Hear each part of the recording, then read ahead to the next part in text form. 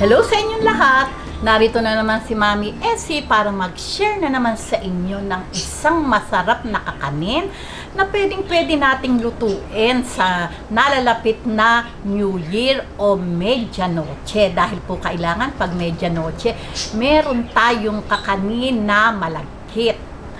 Gagawa po tayo ng Biko de Yema. Pero bago tayo mag-umpisa, kung kayo ay nasa Facebook, don't forget to follow, like, and share.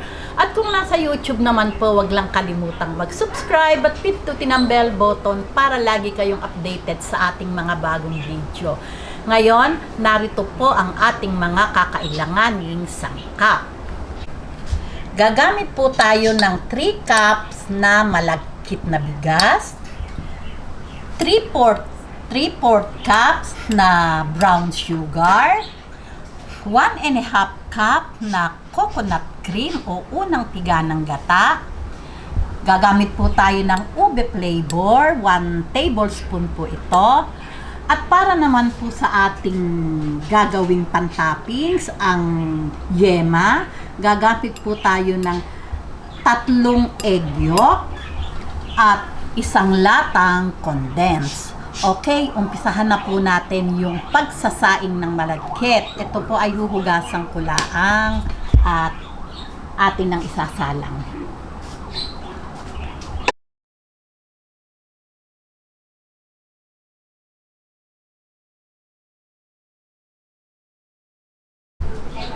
Heto na po yung ating 3 cups na malagkit na bigas.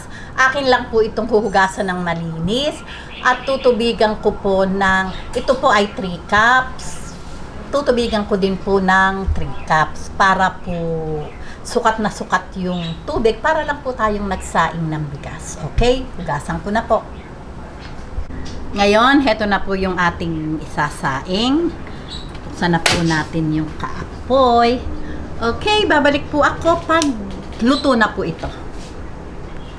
Ngayon, habang hinahantay po nating maluto yung ating sinaing, gawin naman po natin yung ating yema toppings. Ayan. Unahin po nating ilagay yung, patay pa po yung aking kalana. Unahin po nating ilagay itong 3 egg yolk.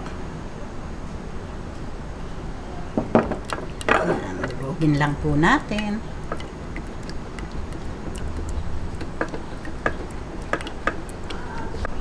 Saka po natin ilagay itong ating condense. Ayan.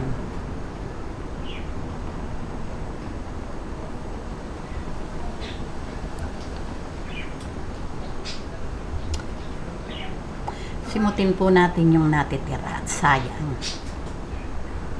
I-mix. Ayan. I-mix lang po muna natin. Hindi pa po bukas yung aking apoy.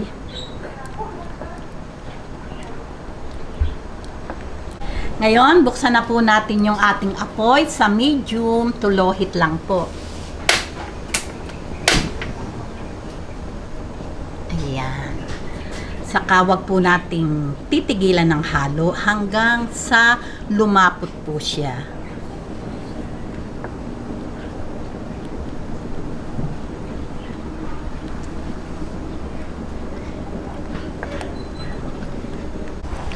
Ayan, ganito lang po, wag po nating titigilan ng halo Ayan, kumukulo-kulo na po ito, pero palalaputin pa po natin ng malapot. Halo lang po ng halo para hindi po yan dumikit sa ilalim.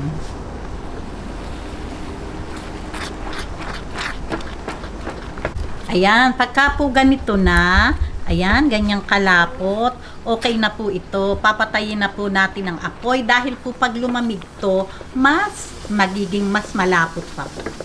Okay, patayin na po natin ang apoy. Ngayon, heto na po yung ating malagkit na bigas at luto na po. Ngayon, pauumpisahan na po natin yung pagbibiko. Okay, buksan ko na po ang apoy. Lagay po natin itong kakang gata. Ayan, lagay po natin ang sugar.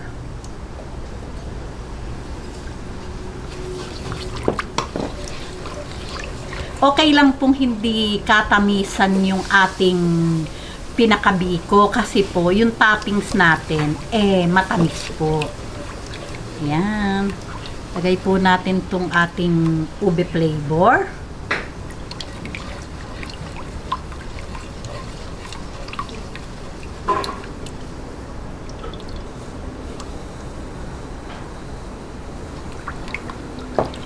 Yan, atin lang pong palaputin to bago natin ilagay yung ating sinaing na malagkit. Okay, babalik po ako pag ilalagay ko na po yung ating malagkit na bigas. Ayan, pagka po ganito malapot na, ayan, lalagay na po natin yung ating sinaing na malagkit.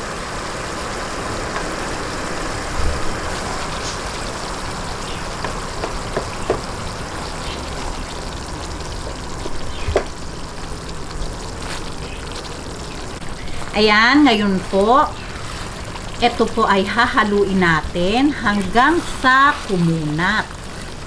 Ayan. Okay, halo-halo lang po. Huwag titigilan ng halo. Aray.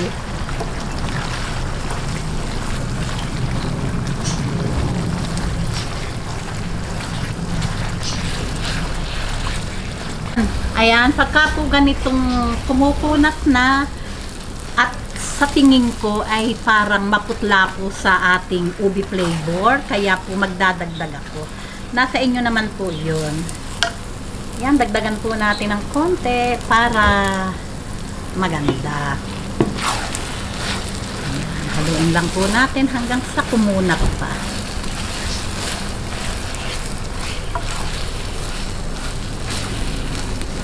Ayan, okay na po ito at talaga naman pong makunat na.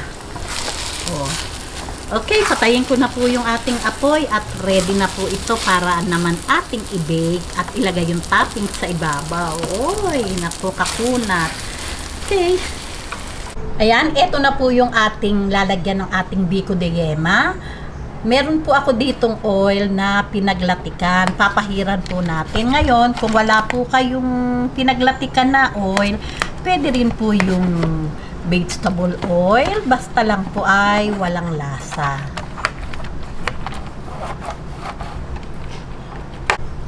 Okay, atin pong ilagay.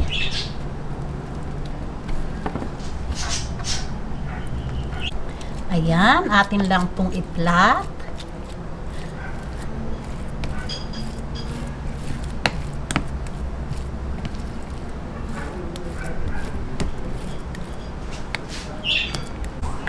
Okay, ngayon, heto na po yung ating toppings, itong ating yema, atin na pong ilalagay sa ibabaw. Yun pong mga walang oven, pwede na po ito, ready to eat na po ito. Kaya lang, doon sa may oven, syempre po, mas masarap pag medyo yung ating yema ay medyo toasted po siya. Mas masarap po, syempre.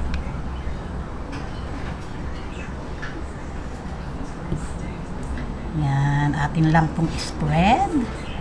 I-spread yung ating yema.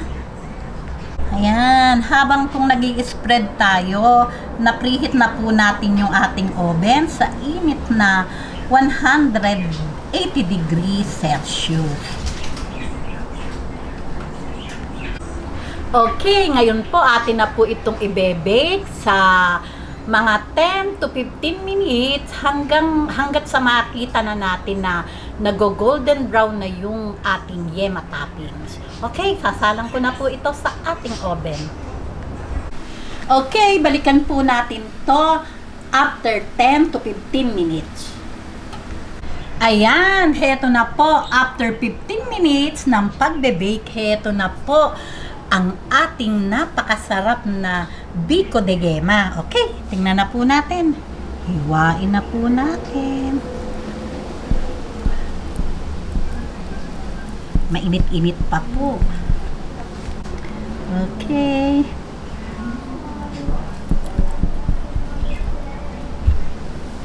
Okay, hanguin na po natin. Ayan, tingnan nyo po, napakaganda naman talaga, oh.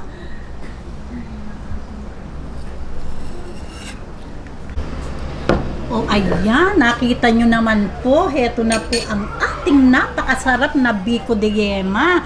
O di po ba, napakagandang lutuin o iahin to sa darating na New Year, yung pong medianoche, dahil po malagkit. Siyempre po, kasabihan ng matatanda, malagkit talaga ang dapat nating lulutuin pag New Year. Okay po, tikiman na po tayo. Okay, tikman na po natin.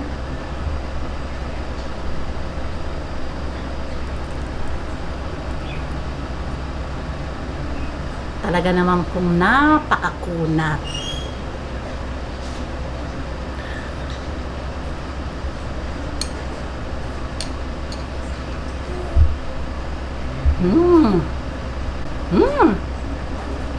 Talaga pong yummy. Ayos na ayos lang po yung tamis ng ating biko. Lasang-lasa po yung gata. At syempre po, ang lalong nagpasarap yung ating toppings, ang yema. Talaga pong masarap at ayos na ayos lang po lahat ng tamis. Paano po? Gawin nyo na po ito at talagang hindi kayo magsisisi. Kung nagustuhan nyo ang video na to, huwag lang kalimutang mag-likes. And don't forget to share and subscribe. Babuus!